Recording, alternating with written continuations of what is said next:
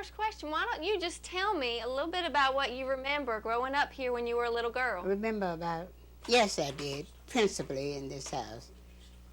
No, not in this house, but in an old house, because I was born in a three-room house, and my mother had a midwife, Aunt Harriet Jolly, and she stayed with us. And then my mother was married. She married John Bridges, and it was quite unfortunate that the marriage did not work out.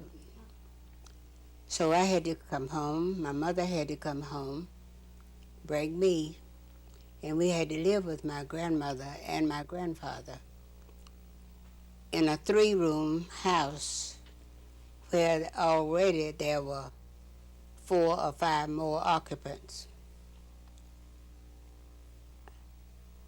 We didn't know the luxury of fine mattresses and things like that. But Mr. Spakes would bring a load of straw, and my grandmother would make us what they call straw ticks, and put them on the bed, and we slept on those straw sticks, on those ticks. As I said, my mother had a midwife, and we stayed there with my grandmother and my grandfather and the others. But my uncles and my aunts were very liberal. But it was unfortunate we didn't have but 3 rooms. Mm-hmm. Pallets, you don't know what a pallet is. Pallets were common at that time, and grandmother some would be in the bed, and some would be on the floor on the pallets. And we were quite comfortable. But the time came when we were moved to the beds. But as I said before, we didn't have the fine beauty rest mattress. We slept on those straw ticks. And in the in the straw ticks were what they call little bugs, chinches. Because you all don't know about chinches. You're too young. But anyway, we had to fight those chinches because they came out of that straw. Mm-hmm. But the straw ticks made nice looking beds. I can say that. And when we get up in the morning, my mother would spread them up. But it was an easy time with my grandfather and my grandmother because we didn't have any welfare. We didn't know what that was. My grandfather had a large corn crop, and he would raise corn every year, and then in the fall he would take it to the mill, and we would have plenty of meal to make cornbread. And then we'd have maybe 2 or 3 big hogs in what we'd call the pig pen. And grandmother would can the fruit that she had from her orchard. But it was not what you might say, a life of ease as children have it today. In the mornings we'd get up and we were really content to have a meal of flat cake bread and fatback meat, and we were satisfied with that. But as I said, I don't want to digress, but as I said, life in that 3-room house was not what you might call the happiest days of our lives. We didn't have any electric lights that I was looking around at in here. We had the old-fashioned lamp lights, and we would have to fill the lamps with oil, and we would have to have wicks, you know, in the burners, and we would light the lamps, you know, at night. And there were no, what you might call, we didn't have electricity. Or if it was there, we didn't have it because we were just too poor at that time maybe to have such a luxury and to enjoy such a luxury. Yes, my mother was there with me, with the other members of the family, and they were very, very cordial. But there came a change in our lives. I began to grow up, and my grandmother died, and my grandfather died. My grandfather, as I told you, living in that three-room house. My grandfather, with my grandfather, he passed in 1912. But I want to tell you this. Before in-law, you've heard of the Mr. In-law. They were the first undertakers to come in here. And he set up with his business down on Wilson Street. That was where the first business was. But when my grandfather died, they called in Mayor Dut Curry and his wife to come and take over. So they did. And the first thing they did with my grandfather was to give him a bath. He was dead. They gave him a bath. Then Dut went out and he got 2 horses, you know, what the carpenters used for sewing. Dut went out and he brought in those 2 horses. And then he had 2 or 3 big planks. And he laid those planks over those horses. And then the next thing he did, after my grandfather was after he was bathed and all, they laid some sheets over those planks. And then they brought my grandfather out and laid him on those planks. And they called that the cooling board. That's what it was called, the cooling board. And while he was on the cooling board, they weren't through. We didn't have any undertakers now, remember. While he was on the cooling board, they took 2 50-cent pieces and put them on his eyes. Now he was lying there, a corpse. They dressed him and everything. And they put these 2 50-cents on his eyes. That was to keep the eyes closed. Then they tied his jaws up, you know, with a knot at the top of the head. And they, after they did that, I told you about the 50 cents on his eye. They put a bowl of salt on his stomach. Now he's dead now. And they put that bowl of salt on his stomach. That was to keep that purging and that stuff from coming out of his nose. And so then he would lie there until the funeral time. But that's the way they did. There was no embalming. They had to bury them the next day, period. And we didn't have old man Grigg and Mr. Elam. They were furniture dealers, but they sold coffins and caskets. If you had the money, you could buy a casket If you didn't have the money, then you could buy coffin. Coffin was kind of reddish color, you know. But, and then we didn't have a hearse. But later, the colored people, the Negroes of the community, started buying a hearse. And it was the most beautiful thing, Miss Plaster. I wish you could ask Edwin Ford what became of that hearse that was under his, it was drawn by horses. You've seen how the queens had all carried along, you know, with that. Well, anyway, it was I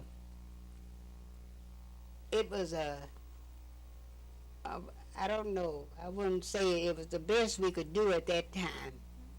But when Mr. Enno came, he was the first.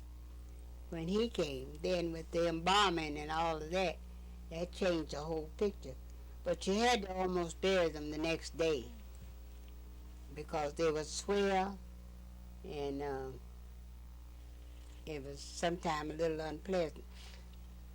Yes, it wasn't of my choosing, but as I said, my father was there. But it was unfortunate that he decided, I guess he decided he didn't want to be married or what, but he left with all my mother's money. Mm. And of course, you spoke a few minutes ago something about this house. Mm-hmm. We left my grandfather's when my grandmother and all of them died. Then my mother and my daddy wanted to build this house, which they did.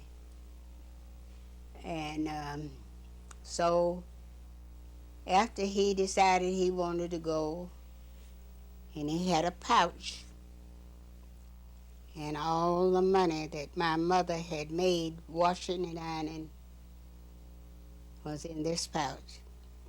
All the money that was to be used for the payment on this house after it was built and after Mal Spangler built it. It was in this pouch. He took it away. I had grown up then, and I had a little mind to think, but it wasn't as mature as you would think it should have been or could have been. But anyway, as I told you, my mother and my father together built this house. But after he left, one day, my mother received a note which read, "In the next 3 weeks, you will be evicted." Mom and I had nowhere to go. Mama was crying, and I was crying. But crying didn't get it. Something had to be done. Something had to be done. There's an old rocking chair out there in the house, on the porch right now, that the man to whom I went for help gave my grandfather. And that was luck. When I was disturbed about this house and the eviction, and I went on uptown to the Shelby Savings and Loan Office, which was next to the First National Bank and Hotel Charles. And I met Mr. Frank Roberts. And he had given my grandfather that chair on the porch. And I met him, and I said, he was the secretary and treasurer of the Shelby Savings and Loan. And I met Mr. Roberts, and I said to him, he said, "Now, what can I do for you?" I said, "Well, I need plenty help this morning because my mother and I are going to be evicted, and we don't have nowhere else to go." He said, "Well, who are you anyway?" I said, "Well, I'm Jackson Birch's granddaughter." "Oh, I know old Uncle Jackson." I said, "Yes, you gave my grandfather that chair that sits on my porch." He said, well, I'm happy to know that you're Jackson's granddaughter, and I'm going to help you. He said, but what I want you to do, you have to go, when they auction your house off, when the bidding takes place on the court square, you have someone there who will bid for you in order that you may have a chance to your house. Then whoever bids, if they get it, then the building loan will buy it from them, and we will put you in the building loan. Well, see, I had grown up then, see. And I thanked him. He said, now stop crying. He says, crying doesn't get it. I can remember those words now. So I came on home. I went back and told my mother. But I went to Oscar Palmer, Bill Palmer's daddy, and Oscar's daddy. And I said, Mr. Palmer, would you please bid on my house? He said, well, yes, I'll take a chance on it. I said, but now that doesn't mean you keep it. He said, oh, I understand. I said, well, Mr. Roberts sent me up here.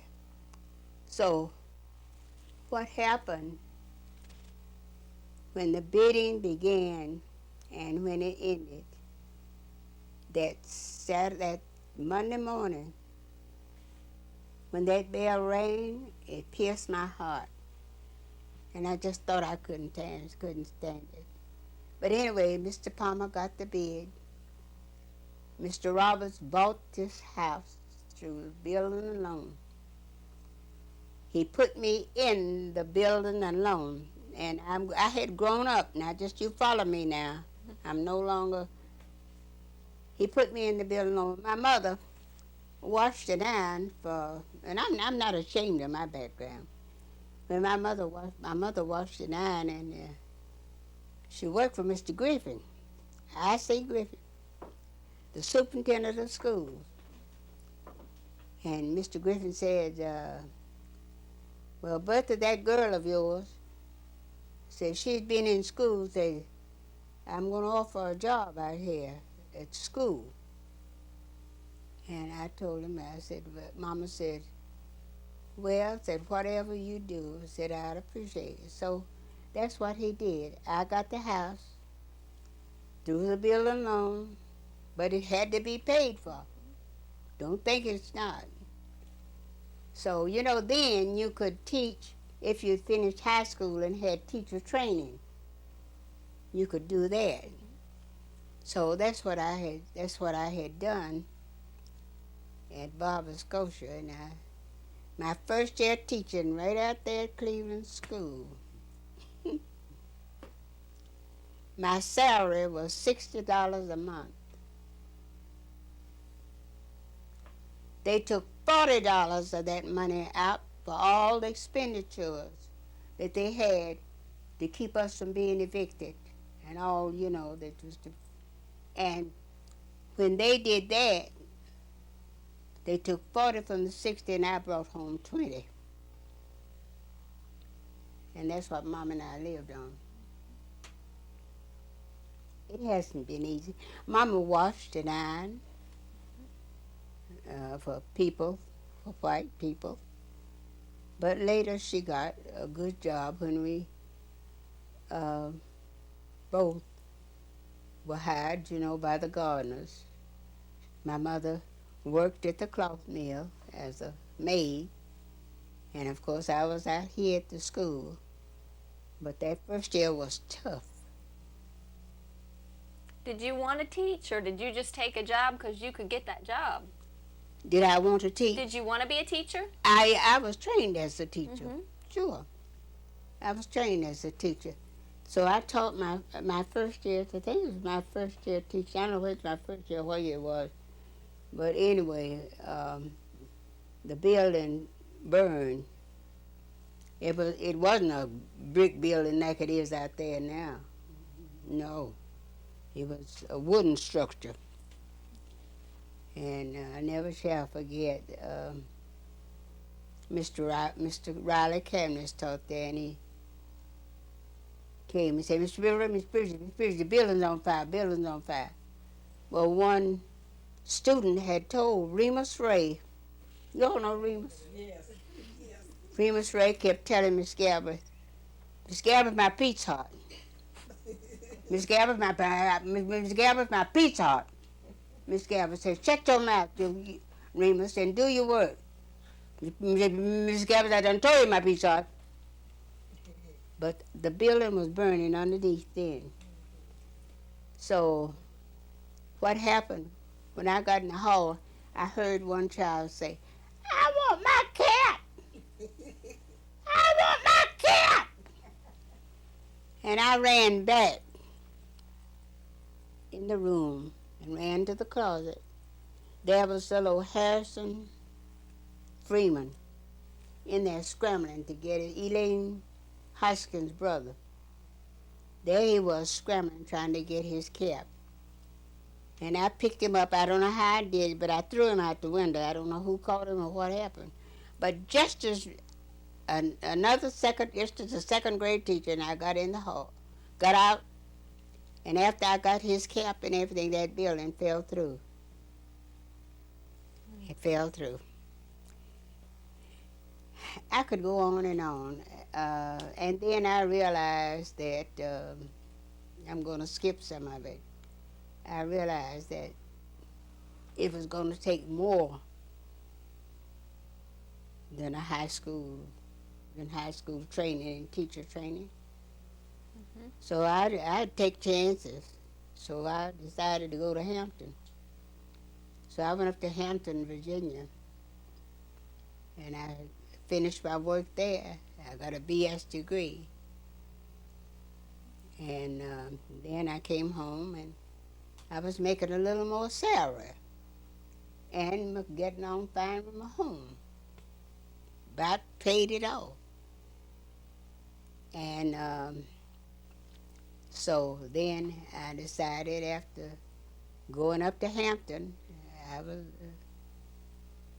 a little contentious. I thought I needed a little more. I didn't have good sense. I always reached out for something I knew looked like it was impossible for me. So I decided to go to Columbia University in New York. In a big city, a country girl. But I decided to go after I finished Hampton. So I went up there and did my graduate work. Mm-hmm. And I got a graduate degree. And so then Malcolm Brown wanted me to go back and train for retarded children. So I did that.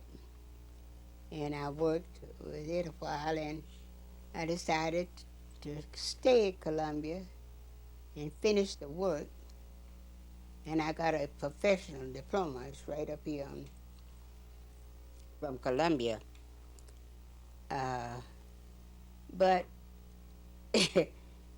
I tell this story about Columbia. I didn't have any money, but as I said, I take chances. And I had this friend the summer that I was up there, Urilla Jaw from India. And Urilla said, Ezra, what about coming over to the gym, just sitting with me? He said, since you don't have the money to stay for the post session, said, what about you just coming over there sitting with me till I register? I said, well, all right. I went on over there and was sitting with her while she registered. And I happened to look up on the ceiling, and it said, all of you who are in trouble and need financial assistance, get in that line next to the window. I knocked everybody down. Getting in that line. I'm telling you, I got over there, and when I got there, the man said, what's your trouble? I said, I need financial help. And so he said, well, we'll see what we could do. So I did. I was able to get financial help. And with the help of the gardeners and the help of Columbia with financial help and the help of Arthur Roberts and the help of George Blanton Sr. That's how I made it. And so did you ever think about going anywhere else to teach, or did you always know you'd come right back to Shelby? Well, I'd get a contract every year, so I said, why change? So I just stayed in Shelby for 40-something years. Now, They didn't fire me. did you teach at Cleveland School the whole time? Yes, I taught at, what's that school? Morgan School. I was under Mr. Paget the last year because they changed those special education children Okay. down there. But before that, did you teach elementary school? What? Did you teach elementary I school? taught primary grades, I taught elementary grades, I taught high school writing, I taught, and then my whole heart of those disadvantaged children. That's what I really enjoy. So that is my life. I have worked as a maid. I was Faye Gardner's personal maid, and I enjoyed it. And then I was on the verge of telling them, resigning my job here at Cleveland School, because Mr. Max Gardner had been appointed by Governor Truman, by President Truman, to the Court of St. James. And Miss Faye wanted somebody with her. And so I was about to resign my job here and go with her. But had he not passed, I would have resigned. But so that has been my life so far. I stayed with them 40-some years, and that was it.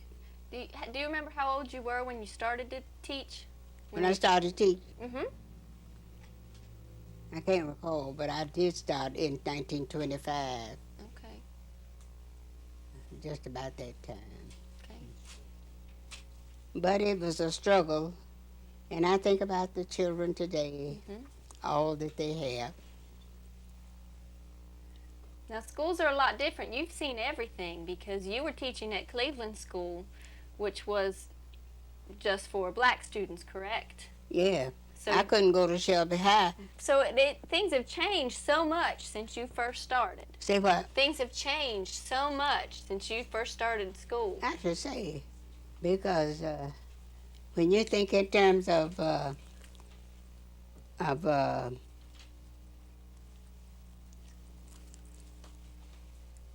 you're not having electric lights and proper sewage and all of that, it was difficult then, but we didn't have anything else, so we didn't know any better, so I guess we just had to be satisfied. Because, you see, at one time, we were using outdoor privies.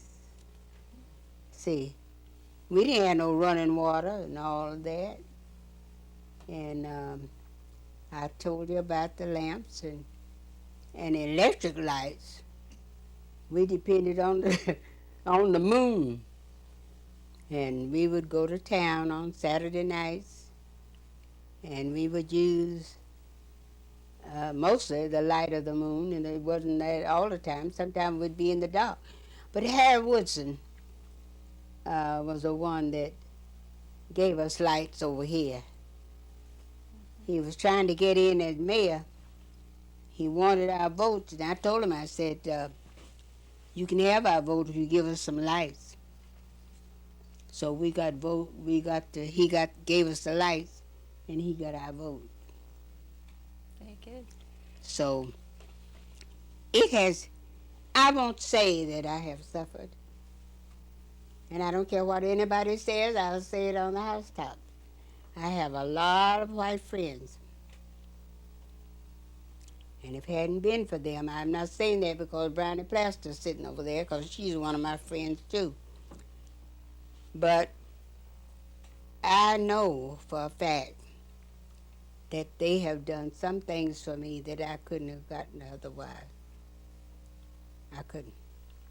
For instance, when I approached George Blanton at the First National Bank, where I had to borrow money all the time, not one time, but all the time.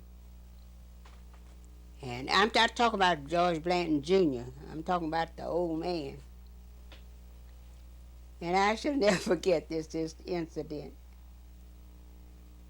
When I went to him, I told him, I said, Mr. Blanton, I got to have some money.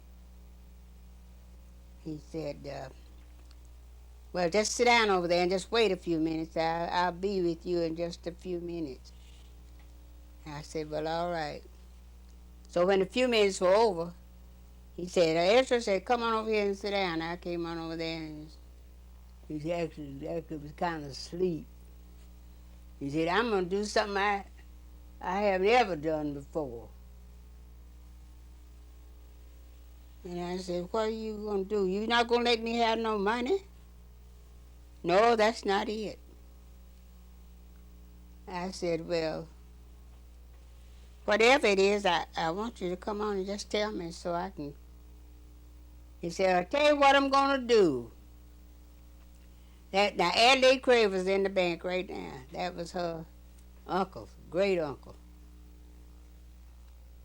And he said, I'm going to do something I haven't done before.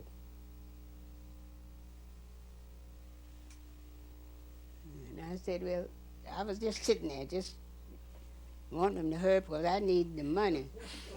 I said, what you going to do? I'm going to let you sign your own note. So from that on out, I would always go. As long as he lived. And even now, they are still friends. And that's how I made it. I worked for Ms. Oscar Suttles. She was very nice. She had a nice library. And she'd always tell me when I get through my work to go out in the library and spend some time. Culture.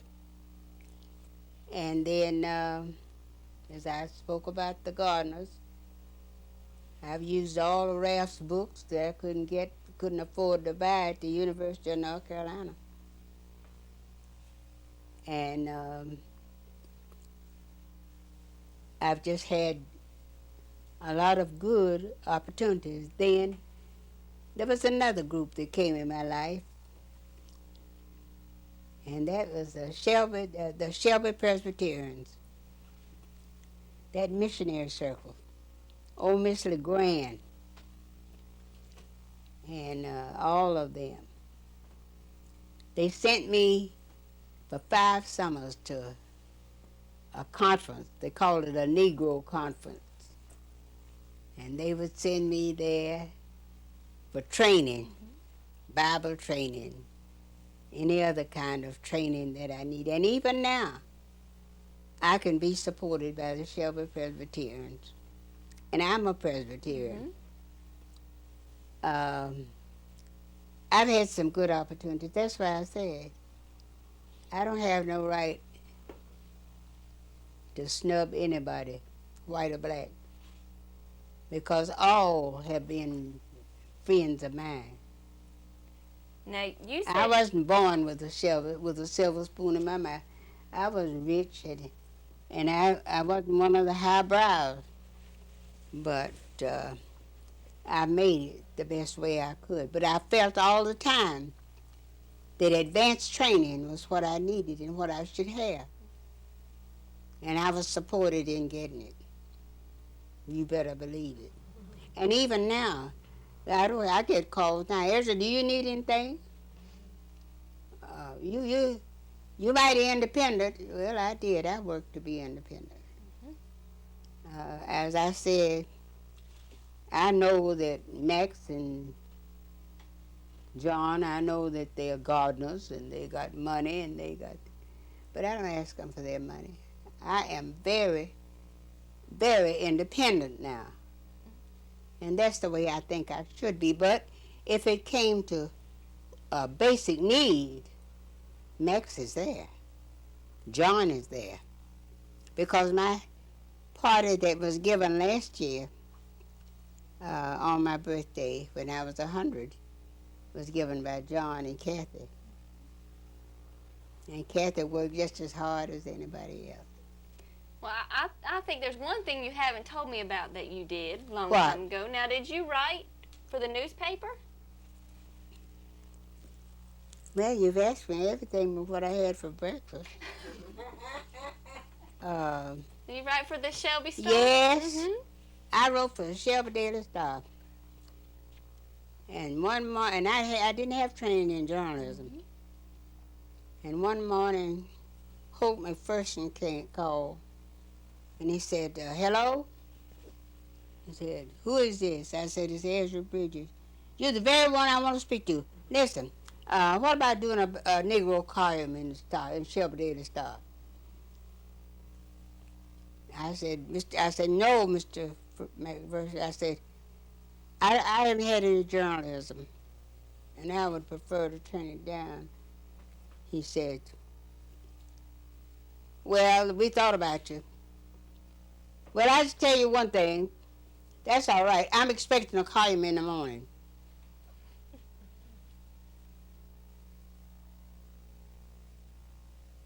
I didn't have any, I didn't, people don't know about writing, but what happened, Lee Weathers put me under the University of that fellow, Pete Ivey, at the University of North Carolina.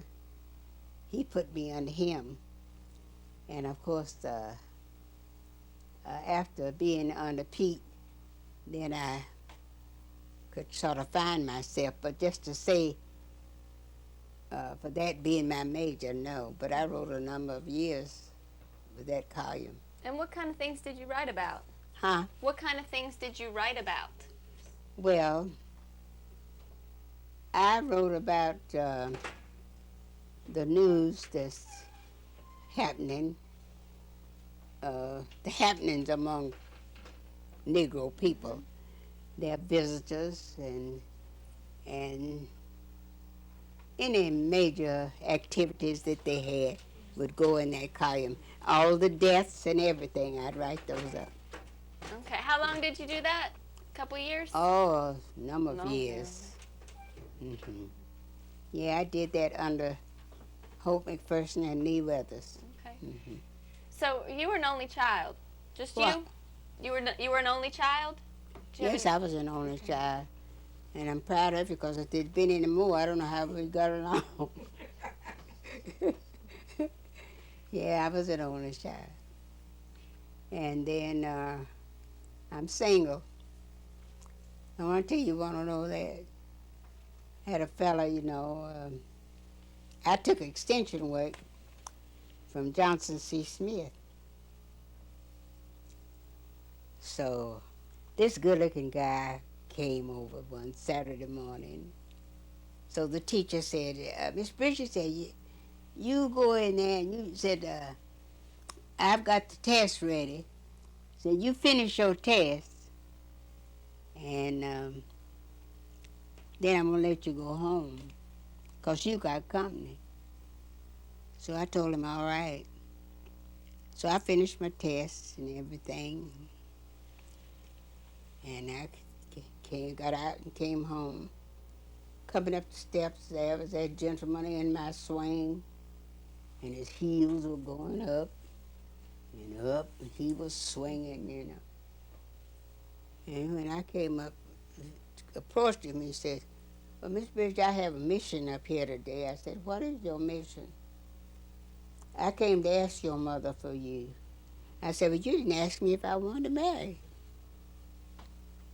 He said, well, you see, you got all that land back there. And you got this good job out there to school. And I know you can be a help to me. As I'm a minister, you can be a good help to me. And I said, well, I'm sorry. I said, I don't know what to say at this point. He said, well, let's just go and get married. I said, well, what do you have? Nothing. But he wanted what I... So that just kind of followed me. Is that the deal?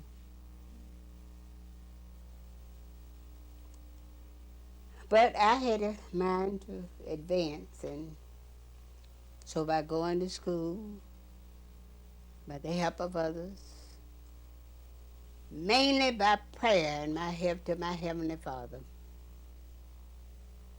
I would take him with me. But he said, lo, I will be with you always, even to the end of the earth, and I believe. And it says, there's nothing to fear but fear itself. See, I knew that there was a God, and I always took him with me. So that is how I made it. Now, in your 101 years here, most of the time in Shelby, you did get out a little bit. Say what? In this 101 years that you've lived, what are the biggest changes you've seen? One of the biggest changes that I have seen, well, there's been basic changes in our standard of living. We have a better standard of living. Because when Dr. Z.P. Mitchell came to the Cleveland County Health Department, all the cow stalls, all the pig pens, all the outdoor toilets had to go. And there was a basic change. We had water in our homes, especially in the city limits. Now, what went on in the county, I don't know about. So, that's my story. Well, when you're just sitting back and relaxing, what do you like to think back on that makes you just smile? Well, there are any number of things. My caregiver, Miss Bridges, can tell you, when she brings a child and a grown person in my room for me to see, some child that I have taught that's grown up, that is made good, it makes me smile. It makes me smile. For instance, the girl who became the first director of Holyoke Park was the girl that I taught. What are some of your other students that you know that did some good things? What? Some of your other students that have been successful. Modestine Bradley is a teacher, and I didn't teach this boy, but I'm so proud of, what's that fellow at Mount Calvary Church?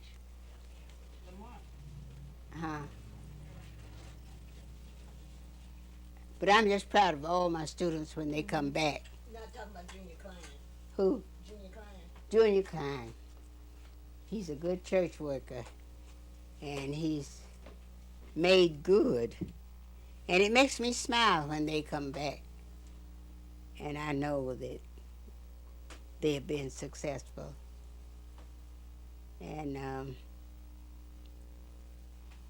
it does me good to know that I've played a little part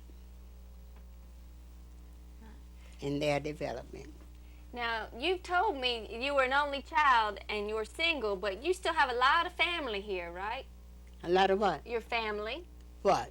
You have a lot of family that still lives in Shelby? Yes. Tell me about your family. I have one over there that's serving you. at community college. Now, you're the oldest one in your family, right? The oldest one. I don't know if we have anybody else over 100 that even lives in this county. No, I don't have anybody that's over 100 that's living. What changes did integration bring? Well, I think it brought us closer together and made us understand that all creatures that God made was good. I think that being accepted or non-accepted, integration was there. We had one man, I was on the interracial board that integrated Cleveland Memorial Hospital. Because we had a little annex, built over there where they sent the color where the color was supposed to be. And the white was in the big hospital. But when integration came, things changed. So we talked about the changes that you've seen, but you don't think that was one of the biggest ones? You said our standard of living is better, but don't you think that might have been civil rights and integration might have been one of the biggest changes in your life? I think civil rights, but in a way now, I don't think some realize that that integration is a part of our standard of living now. I don't. But as a person, I've always been free to speak. I can't forget, I know Miss Plaster knows Henry Edwards. He was my lawyer. He told me one night, he says, Ezra Bridges, we went to a board meeting at Holyoke Park, And he said, Ezra Bridges said, I want you to sit by me tonight. I said, for what? So I can keep you quiet. I said, Mr. Edwards, I said, I have all the respect for you. I said, but if an issue comes up that I don't agree with, all hell can't keep me quiet. Now that's the answer I gave him. And I've been that way on all boards. I don't hold back. And that's the thing that's hurting black scene today. We don't speak up. We don't say what we'd like to say within us. You don't have to be insulting. There's an intelligent way to approach any problem that you may have. And that's it. Now, is that advice you would give? Huh? Is that advice you would give? What would you say to a young black girl who is growing up today? What's some advice you would give? Don't tell me what I'd say to her, because I'm not going to say in here what I'd say to her. But I would think that I would tell her to prepare herself. The more prepared you are, the better you are accepted. And I'm going to tell you one thing. We feel like that if you're colored, all colored are accepted. If you're white, all whites are accepted. They aren't. And we have to realize that if people want to be in classes, that's their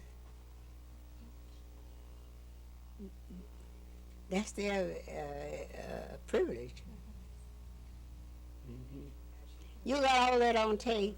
Yes, ma'am.